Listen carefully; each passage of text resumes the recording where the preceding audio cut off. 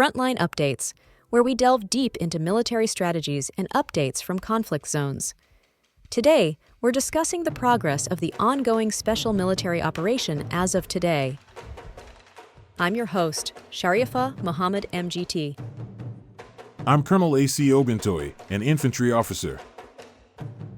The Russian armed forces are sustaining pressure across all sectors, employing synchronized multi-domain operations to degrade Ukrainian manpower, precision weapon systems, and critical infrastructure. The destruction of NATO-supplied systems, HIMARS, Storm Shadow, M113, Paladins, highlights the effectiveness of Russian counterbattery and integrated air defense networks. The depth of engagement from tactical aviation and missile forces suggests a shift toward disrupting rear area logistics and command chains. Welcome to Frontline Updates, the podcast that brings you in-depth insights into military operations from those leading them on the ground. Today, we're joined by Colonel A.C. Ogontoya, an infantry officer monitoring critical missions on the progress of the special military operation as of today. Colonel Ogontoya, thank you for being with us. Thank you. It's good to be here. Colonel Ogontoya, let's begin with the big picture.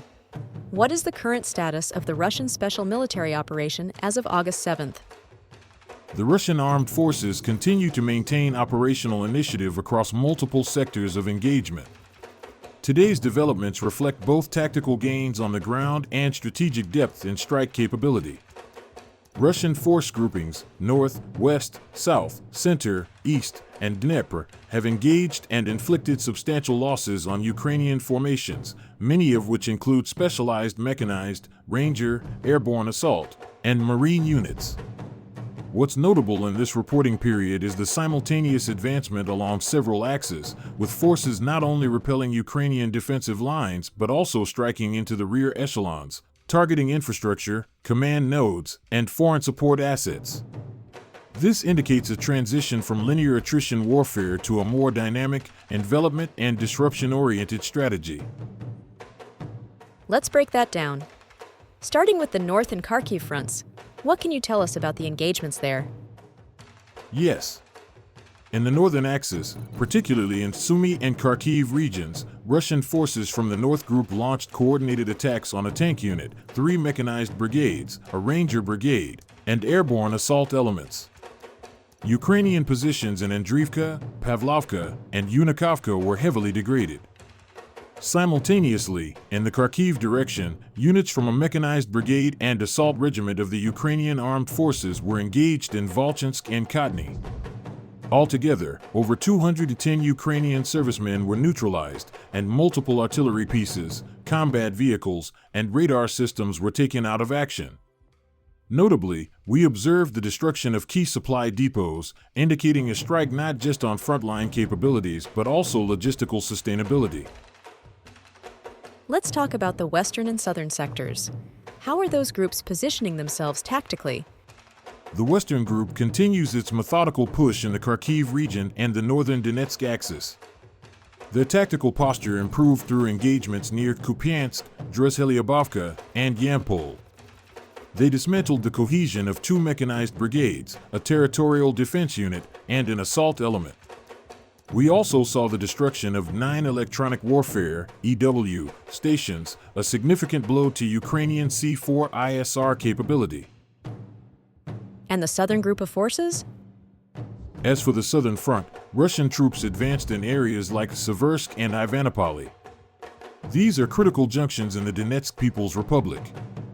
The southern group engaged 5 different Ukrainian brigades, including mountain assault units, a sign of Ukrainian attempts to reinforce high ground areas. Their losses exceeded 165 troops, with additional losses in U.S.-supplied M113 APCs and other artillery assets. It sounds like the center and east groups played an especially aggressive role. Could you elaborate on that? Yes. The center group saw perhaps the most diversified set of engagements. They confronted no fewer than 12 separate Ukrainian elements, including Marines, National Guard, airborne assault, and territorial brigades. Engagements spanned areas from Dmitrov and Rodinskoye in Donetsk to Filia in the Dnipropetrovsk region. The casualty estimate alone, over 420 personnel, demonstrates the intensity and effectiveness of these operations. And the East Group of Forces? In the east, Russian forces pushed deeper into Ukrainian-held zones such as Novogeorgievka and Iskra. They disrupted rear operations by targeting counter-battery assets, including 2 U.S.-made 155mm Paladin self-propelled guns, and eliminated over 240 Ukrainian troops. The destruction of both electronic warfare and material warehouses points to a systematic approach to denying Ukraine the means to regenerate combat power. Now shifting to the DNEPR Group and air-naval operations. What developments should we be paying attention to? The Dnipro Group engaged Ukrainian mechanized, mountain assault, and coastal defense brigades in Zaporizhia and Kherson. Their operations are significant due to their proximity to contested riverine crossings and potential routes for a Ukrainian counteroffensive. Russian units destroyed 5 EW stations, multiple vehicles, and 3 ammunition depots, demonstrating dominance not just over terrain but electronic and logistical space.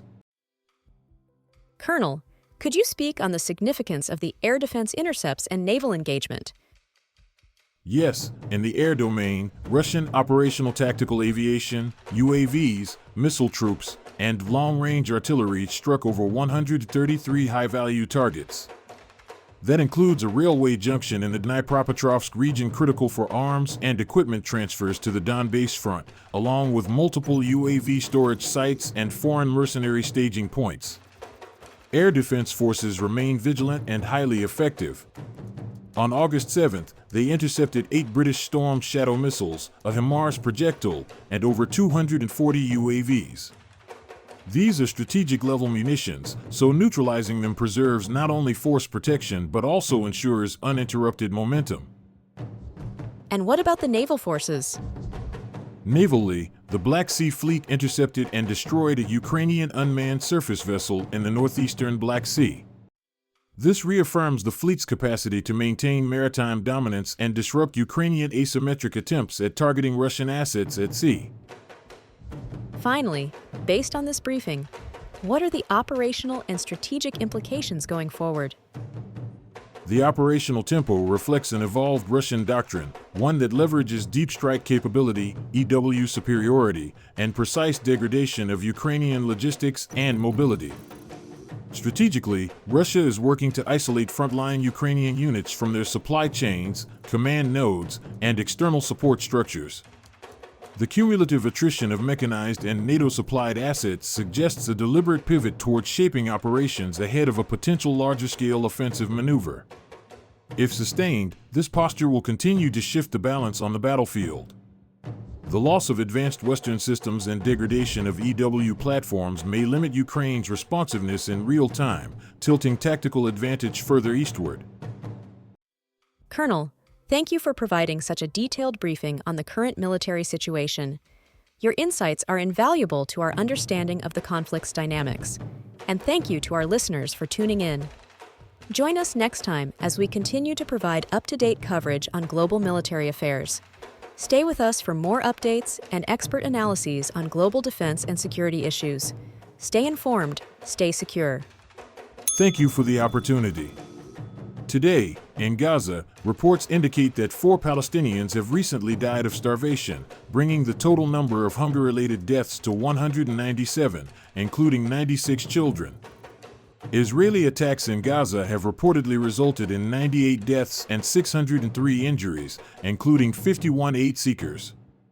Since October 7, 2023, the total death toll in Gaza is reported to be 61,258 Palestinians, with 152,045 injured. UN agencies are calling for immediate and significant aid delivery to address the severe humanitarian conditions in Gaza, including starvation and deaths from malnutrition. Only a small percentage of Gaza's cropland is accessible and undamaged, impacting local food production. An official from the European Commission has stated that the situation in Gaza appears to fit the definition of genocide. Families of Israeli captives have sailed towards Gaza's maritime border to demand their release and an end to the conflict. This has been Frontline Updates. Subscribe for daily military briefings and in-depth strategic analysis. Visit our platform for maps, transcripts, and exclusive Frontline updates from commanders in theater.